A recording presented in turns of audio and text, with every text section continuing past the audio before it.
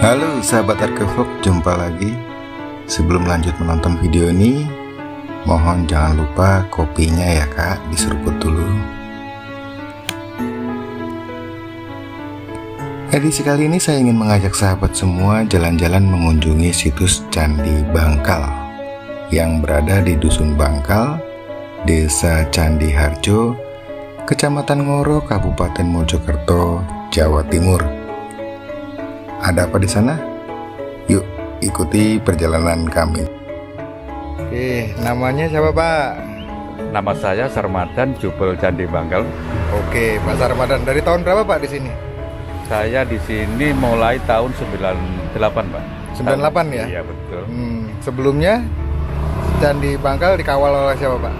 Sebelumnya Candi Bangkal yang sebagai jubel itu Pak Karnadi Pak. Pak Karnadi. Iya.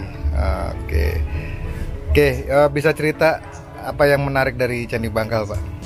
Kalau yang menarik Candi Bangkal ini ya bentuknya yang menjulang tinggi ke atas ini, yang berdiri megah itu Pak. Bahannya dari batu merah, nah itu yang terkenal tahan gempa. Tahan gempa. Oke. Tapi kelihatannya sudah mengalami pelapukan ya Pak. Pak, iya, bener nggak ini di sini masyarakat masih suka kalau misalnya bersih desa, mengadakan ritual di sini? Betul Pak, setiap tahunnya orang kampung sini itu masih kental sekali dengan adat-adat seperti itu. Bahkan sedekah bumi atau ruat desa, acaranya itu tumpengan di sini Pak. Oh, bulan apa biasanya itu Pak? Kalau bulannya itu bulan Jawa, yaitu bulan Rua Pak. Bulan Rua ya? Iya. Oke, satu desa atau satu dusun? Satu dusun Pak. Satu dusun ya? Iya.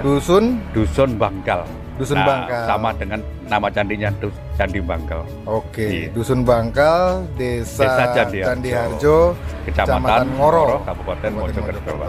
Oke, tujuannya apa Pak biasanya? Yaitu untuk mengenang atau menghormati leluhur pada waktu istilahnya sing mabat desa Pak. Dusun. Selain itu ada lagi Pak mungkin? Selain itu yaitu istilahnya bancai. Tanaman sawah Pak, supaya gak dimakan hama lah gitu. Oke. Terus kegiatannya apa Pak biasanya Pak? Kegiatan saya bukan kegiatan di orang pas ruat desa itu, pas ruat desa itu? Pas ruat desa itu yaitu acara tumpengan. Kalau pada waktu itu ada diajarkan acara seperti tayub istilahnya. Oh, ada tayubnya juga? Tapi gak Pak dulu ya? Ya dulu. Kalau sekarang sih jarang-jarang. Yang terakhir tayub yang cukup besar tahun berapa kemarin Pak? Yang ada tayubnya di sini tuh pada tahun sekitar tahun 2017 kalau nggak salah Pak. 2017? Iya, masih diadakan seperti tayub itu. Tayubnya dari mana Pak? Dari Sidoarjo? Dari sini aja, Mojokerto sendiri Pak. Mojokerto sendiri, oke. Terus ini kayaknya tanahnya lebih rendah dari tanah saat ini ya Pak ya? Iya betul Pak, kan antara tanah sawah sama tanah candi lebih rendah tanah candi Pak. Makanya airnya itu larinya ke candi, mengenang di bawah candi itu kelihatannya Pak. Itu. Ada berapa meter ini Pak? Setengah meter ya? Kalau dilihat dari ketinggiannya sekitar kurang lebih ya 50 cm Pak. 50 cm lebih rendah dari tanah sekeliling ya? Iya betul. Nah, dulu tahu nggak Pak, pas saat ini awal-awal memang lebih rendah begini atau dalam proses penataan ini direndahkan? Memang tanahnya itu dari dulu seperti ini Pak. Oh, tanahnya seperti ini? Iya. Yang sekitar lebih tinggi? Lebih tinggi lah. Makanya airnya itu banyak kan lari ke tanah candi semua. Makanya mengenang di bawah candi itu kelihatan. Kalau struktur ini penataan ulangan ya? Iya. Ya? Betul. Atau aslinya? Penataan. Kalau ini asli. Dari dulu seperti ini Pak. Asli. Katanya ya. Oke, kelihatan yang asli itu ya Pak ya? Iya. Kalau dugaan gapuranya di mana Pak? Kalau dugaan gapuranya ya mungkin kelihatan sebelah selatan itu kan ada bekas situ Pak, pintu masuk ke candi ya. Gitu. Oke. Berarti memang ini bukan tata ulang ya Pak? Memang begini adanya? Bukan tata ulang, memang begitu adanya. Sudah pernah dipugar oleh Purbakala Pak? Kalau dipugar sih saya kira belum. Kalau tabal sulam mungkin dikatakan tabal sulam. Iya betul Pak. Mungkin dipugar atau tabal sulam nggak tahu lah namanya itu. Tapi pernah Pak, sekitar tahun 98-90. Oke, kalau ini airnya masih lumayan rendah ya Pak. Iya. Paling tinggi seberapa Pak? Paling tinggi hampir Melebihi itu. Altar itu, bangunan altar itu Pak. Itu? Iya pernah. Kelelep. Iya, Tenggelam? tenggelam itu, Pak. Iya. Oke. Hampir itu tenggelam itu. Oh gitu. Iya. Bisa kita ke sana yang Iya, lewat mana? Depan sana bisa Pak. Kayak kena apa? Lumpur. Lewat mana? Kalau sini depan sebelah pos sana Pak. Kalau sini kan kena lumpur. Sebelah situ? Iya betul. Sebelah sini? Iya sini. Nah, terus masuk ke sana ada tiang besi itu, melangkah di situ ada. Lewat sini nggak apa-apa toh? Nggak apa-apa, tapi nggak apa-apa. Iya. Oh, aman Pak. Aman Pak. Oke. Ini kelihatannya ada dinding, ya. Ada dinding dia, terus kemudian ada dua pintu masuk ya Pak ya. Ini sudah bentuknya sudah ya. Ini satu, ya. Terus yang satu lagi sebelah situ. Yang satunya sebelah sini, yang ini yang masih utuh tertata lalu bekas pintunya Pak ya.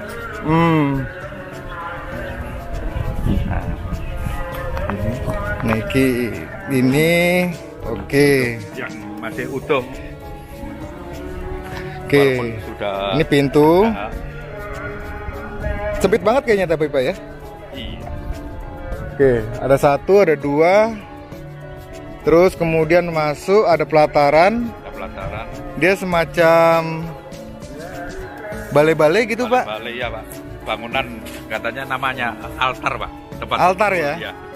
Altar di depan.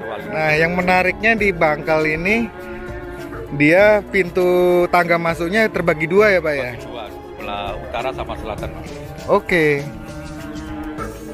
Utara dan selatan pintu masuknya. Oke, ini menarik karena kita jarang menemukan seperti ini kan Pak ya. Betul. Terus kemudian dia naik dan bilik ada menghadap ke barat, sedangkan yang lain bilik semu ya Pak ya. Kecil. Bilik semu. Terus ada relief Pak di sini? Nggak ada ya? Nggak ada. Ada ini. Yang atas itu. Penutup itu. Di apa? Di ruang-ruang candi Pak. Setelah ada batu atau pengunci di ruangan itu yang bergambarkan orang naik kuda Pak. Oke. Iya. Tandanya apa Pak itu? Katanya dulu yang dikenal dengan apa? Surya Mojopahit Pak. Oh gitu. Iya. Oke. Bentuk lingkaran, terus di tengahnya ada orang naik kuda, pegang pelana, perisai, bertangan 4 itu Pak. Tangannya 4? Bertangan 4. Oke. Sana yuk.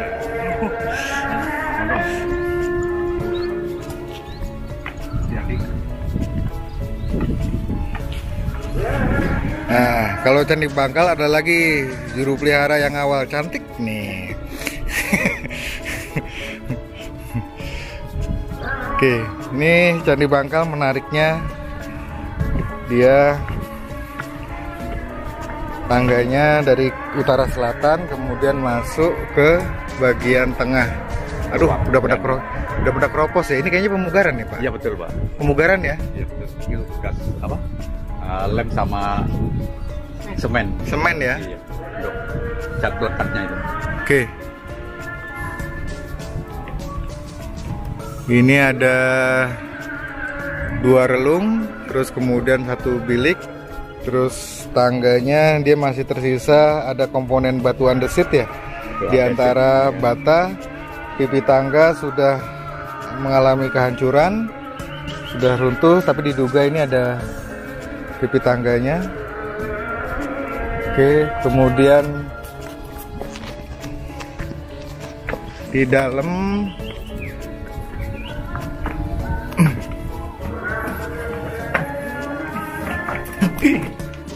ada kelelawarnya. Ada kelelawarnya. Ketabrak kelelawar. Oke. Dia modelnya mengerucut. Oke, bagian dalam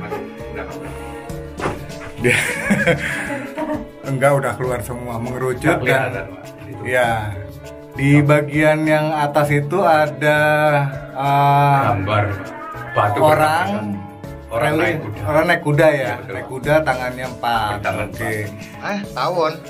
Piko lowo kelalawan. Tawon iki iya jadi ada nek coba mau melawayu. Ayo.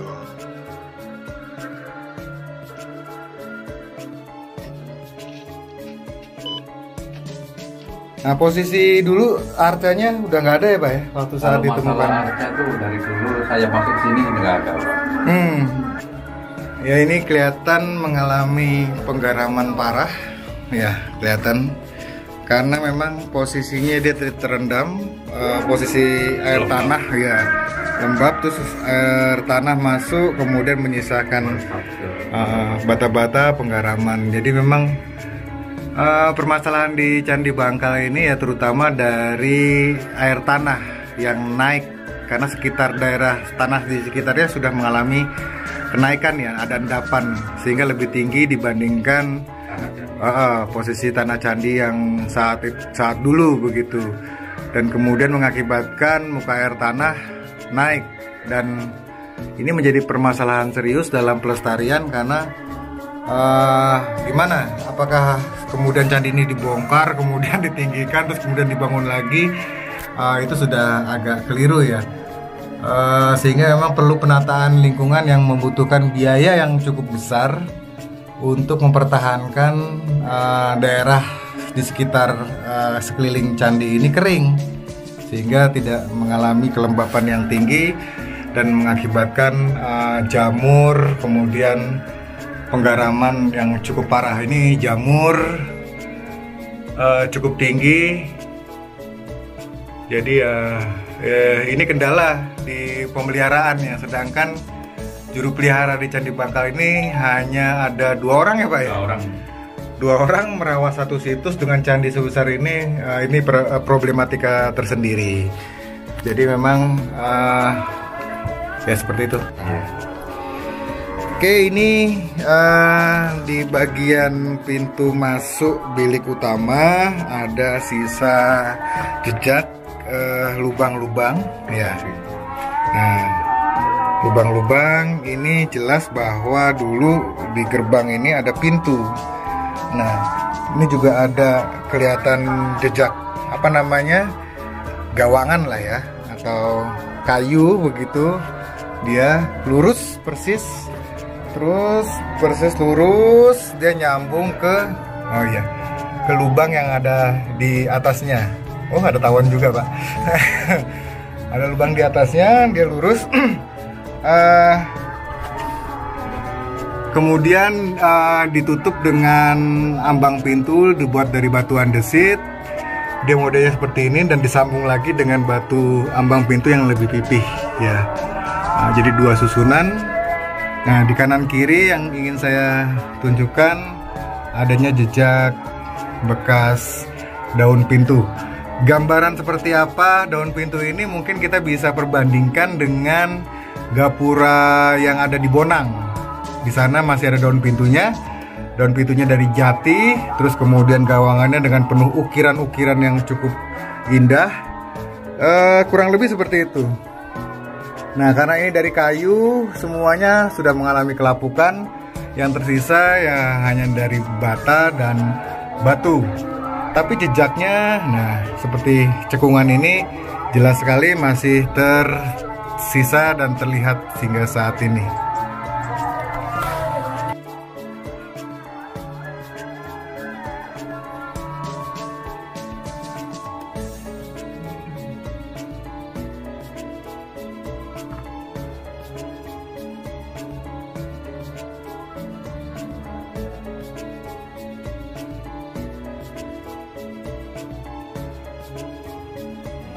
Tadi anak saya nanya di bagian tengah itu ada apanya, Pak, gitu ya.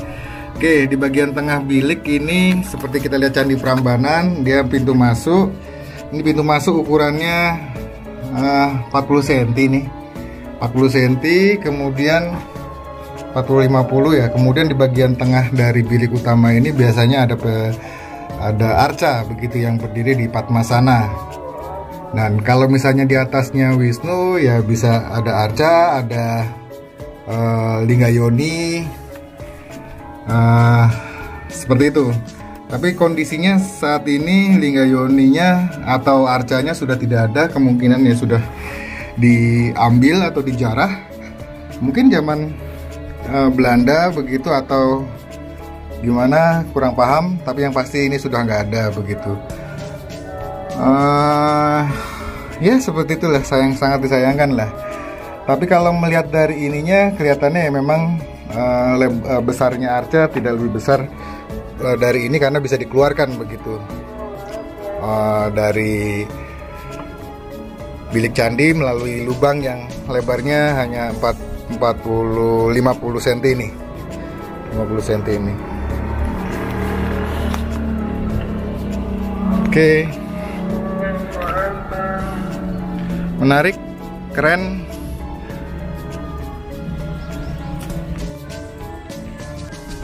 Oke, di sini bagian depan bilik utama, kiri kanan, utara selatan ada kala yang di atasnya di bawahnya dia ada relung. Biasanya ada arca kecil lagi begitu di sini. Terus kemudian dia seperti membentuk semacam bilik begitu. Ada dua, utara selatan. Lihat dari batunya dia agak berbeda dengan batuan yang ada di kala utama, yang ada di bilik utama. Dia lebih, porositasnya lebih besar, pori-porinya ya lebih besar. Terus kemudian penggambarannya agak distilir ya, dia tidak agak stilir sekali, tidak menyerupai kala begitu. Begitupun yang ada di barat, ini selatan ya. Nah, yang di selatan juga distilir. Oke, tidak menyerupai bentuk kala real begitu, tapi dia agak distilir. Gigi, taring, kemudian kumis, mata, dan ada ini. Dia tidak seperti realistis seperti yang realnya, seperti yang di utama. Oke, menarik. Dan di sini juga ada, di bawahnya ada relung. Nah, di relung ini biasanya diletakkan arca kecil penjaga. Biasanya ada di sepasang itu Nandi Swara dan Mahakala begitu, penjaga di gerbang bilik utama candi.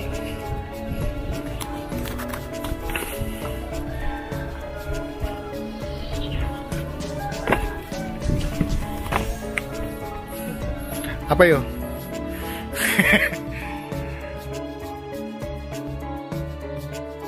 Candi Bangkal berada di lahan dengan luas 1702 meter persegi yang dibatasi dengan pagar keliling. Saat ini Candi Bangkal bersebelahan dengan tanah persawahan dan pemukiman penduduk. Kondisi ini mengakibatkan Candi Bangkal menjadi tergenang air, terutama pada saat musim penghujan. Ketinggian air bahkan bisa mencapai 40 cm dari permukaan tanah. Hal yang cukup menarik adalah Candi Bangkal terletak tidak jauh dari Sungai Porong, hanya berjarak sekitar 200 meter saja. Nah, ini sesuatu banget kan? Kapan-kapan kita akan bahas ya kaitannya Candi Bangkal dengan Sungai Porong. Sayangnya Candi Bangkal adalah salah satu candi di Jawa Timur yang memiliki informasi yang sangat minim. Hal ini dikarenakan data prasasti maupun literatur kuno yang terkait dengan candi ini belum ditemukan. Akhirnya, walau telah cukup banyak postingan tulisan dan video yang membahas tentang Candi Bangkal ini, tapi informasinya menurut saya masih gitu-gitu aja. Lah, maunya yang gimana? Aduh, saya ini ngomong apa sih? Sebentar, saya seruput kopi dulu ya, biar fokus. Baik, kita mulai gali misteri dari Candi Bangkal ini ya.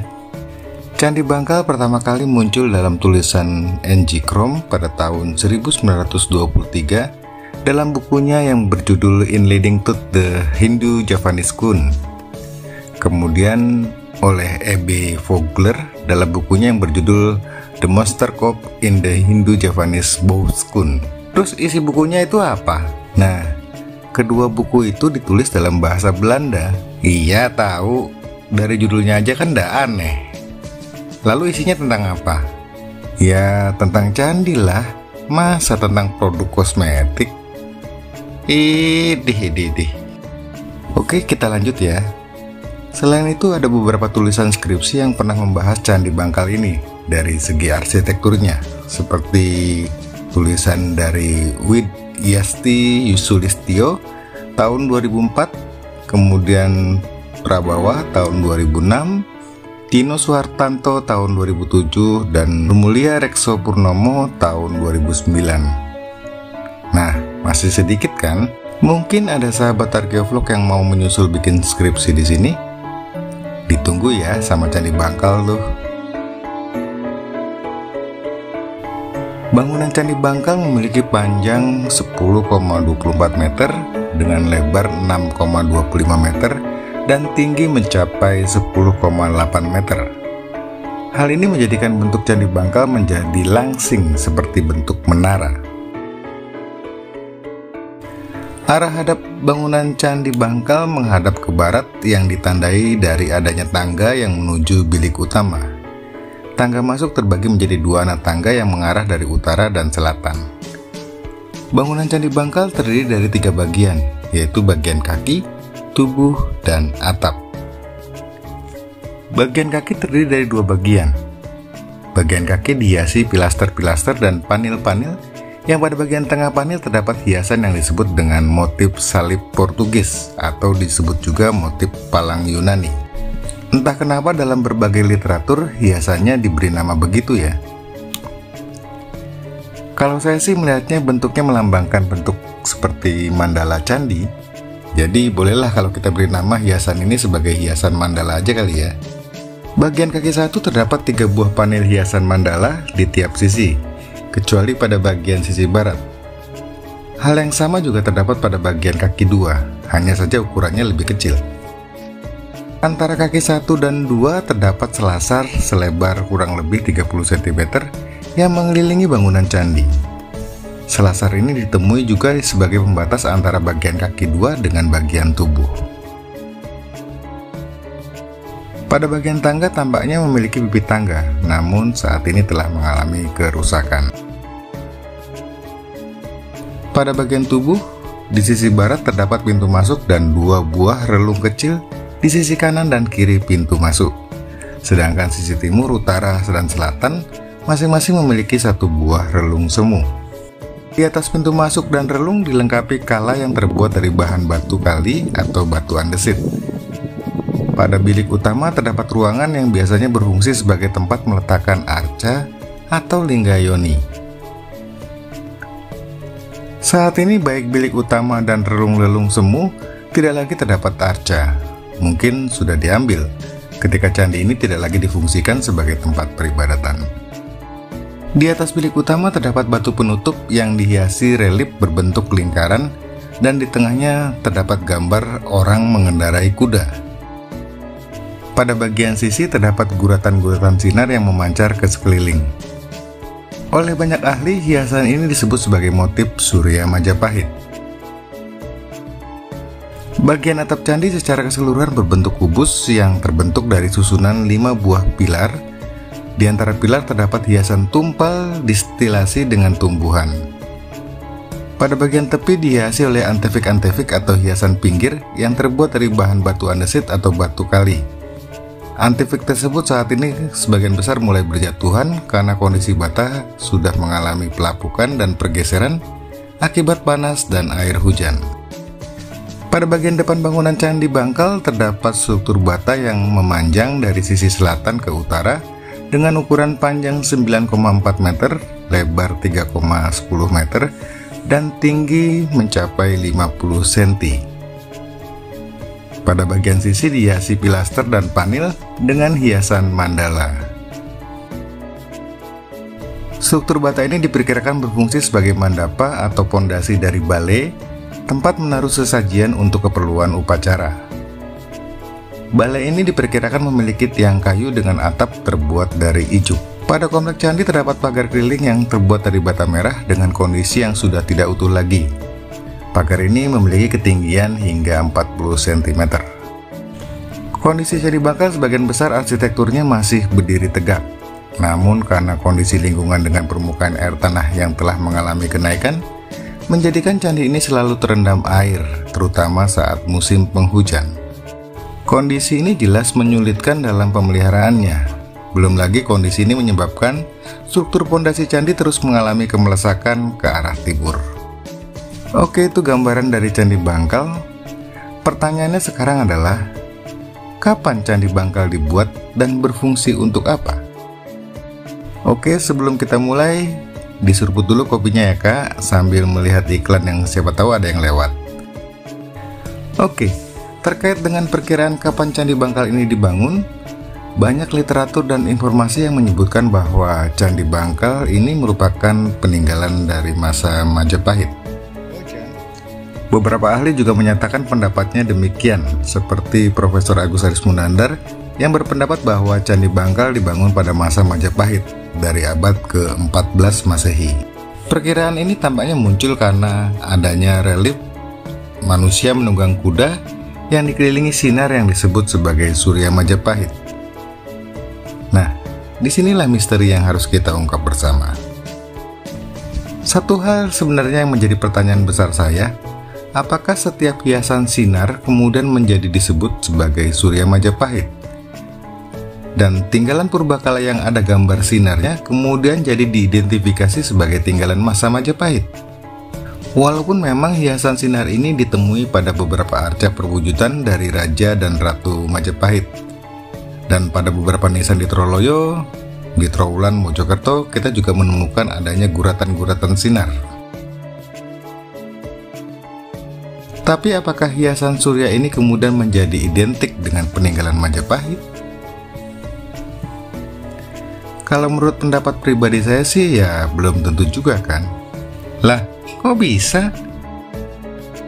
Sebagai contoh, bila kita melihat arca Ganesha Karangkates yang ditemukan di Malang, beberapa ahli mengidentifikasikan gaya arca Ganesha ini berasal dari masa Singosari. Padahal di arca Ganesha ini ada juga hiasan surya loh. Nah loh. Selain pada arca, hiasan surya ini juga ditemukan pada batu penutup Garbagriha atau batu penutup cungkup di bilik utama candi. Misalnya kita temukan di Candi Kebo Ireng, Candi Simping, Candi Sawentar, dan Candi Jawi. Dari hasil ekskavasi BPCB Jawa Timur di situs Kebo Ireng pada awal tahun 2020, kami mendapati adanya indikasi temuan yang mengarahkan interpretasi kami bahwa situs Candi Kebo Ireng berasal dari masa Singosari. Walaupun pada bagian sumuran candi ini pernah ditemukan Surya Majapahit. Nah loh, gimana ini? Oke, kayaknya menarik ya pembahasan tentang Surya Majapahit ini. Baiklah, kita akan bahas di edisi terpisah aja ya. Sekarang balik lagi ke Candi Bangkal. Bila Candi Bangkal dibilang dari masa Majapahit hanya karena adanya hiasan surya pada bagian penutup atap, maka saya merasa kurang sreg. Kenapa begitu? Oke, saya akan paparkan kenapa demikian. Yang pertama, bila kita melihat dari segi bentuk arsitektur Candi Bangkal, maka candi ini bentuknya hampir sama dengan bentuk dari Candi Kidal terletak di desa Rejo Kidal, Kecamatan Tumpang, Kabupaten Malang. Candi ini dibangun pada tahun 1248 Masehi sebagai candi pendarmaan dari Raja Anusapati dari Kerajaan Tumapel, atau yang lebih dikenal saat ini dengan nama Kerajaan Singosari. Tapi dibandingkan Candi Kidal, menurut saya Candi Bangkal lebih mirip sekali dengan Candi Sawentar yang terletak di Desa Sawentar, Kecamatan Kanigoro, Kabupaten Blitar. Sayangnya sampai saat ini masa Candi Sawentar kapan dibuat masih ada dua pendapat yang berbeda. Pendapat pertama yang mengatakan bahwa Candi Sawenter berasal dari awal abad ke-13 atau merupakan hasil kesenian periode Singosari.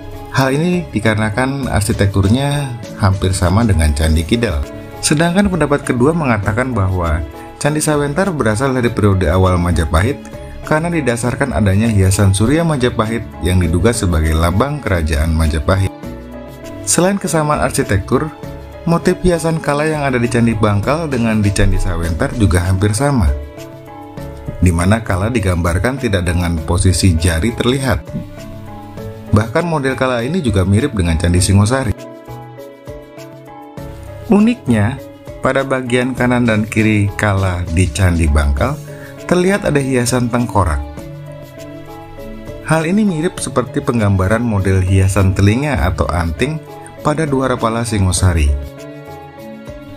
Bila kita bandingkan, Dwarapala di Kompleks Candi Penataran yang memiliki angka tahun 1242 Saka atau 1320 Masehi, yaitu pada masa Raja Jaya Negara dari Majapahit, hiasan telinga Aca Dwarapala berupa bunga. Nah, jadi selain itu yang sangat menarik adalah misteri dari relief penunggang kuda yang dilengkapi sinar yang ada di bagian penutup cungkup atap ternyata juga ditemukan di Candi Sawenter. Menurut Sutterheim, relief pada batu penutup cungkup ini melukiskan sesuatu yang bertalian erat dengan kedewaan. Dengan demikian mempunyai peranan yang berhubungan dengan keagamaan. Dalam konsep Hindu, kuda sering dihubungkan dengan Indra, Surya, dan Wisnu. Sedangkan menurut N.J. Krom, relief tokoh penunggang kuda pada batu penutup cungkup Candi Bangkal merupakan perwujudan dari Kalki yang digambarkan mengendarai seekor kuda putih dengan pedang terhunus dan bercahaya seperti binatang bersayap. Kalki adalah perwujudan lain atau awatara yang ke-10 dari Dewa Wisnu. Dalam kitab Weda, Wisnu dikatakan mempunyai sifat sebagai matahari yang telah mengunjungi 7 bagian dunia serta memutari dunia 3 langkah atau disebut Triwikrama. Sebagai dewa, Wisnu menjelma dalam 3 wujud, yaitu api, halilintar, dan sinar matahari yang ada di dunia. Pemujaan pada Wisnu dalam bentuk matahari sering disebut juga dengan nama Surya Narayana. Dengan demikian, maka kesatria penunggang kuda yang dilengkapi dengan sinar di Candi Bangkal ini merupakan perwujudan dari Wisnu. Dan aliran keagamaan yang mendasari pendirian bangunan Candi Bangkal ini kemudian adalah Waisnawa. Terkait dengan masa pendirian Candi Bangkal, sementara ini saya sih berpendapat bahwa Candi Bangkal diperkirakan berasal dari masa Singosari. Nah, bagaimana menurut sahabat? Ada satu pertanyaan besar juga, kenapa Candi Bangkal dekat sekali dengan Sungai Porong? Apakah ada kaitannya? Diskusi tentang ini kita bahas di edisi berikutnya ya. Saya capek dari tadi ngomong sendirian aja. Oke, semoga bermanfaat. Wassalamualaikum warahmatullahi wabarakatuh. Salam budaya, salam kebajikan, rahayu.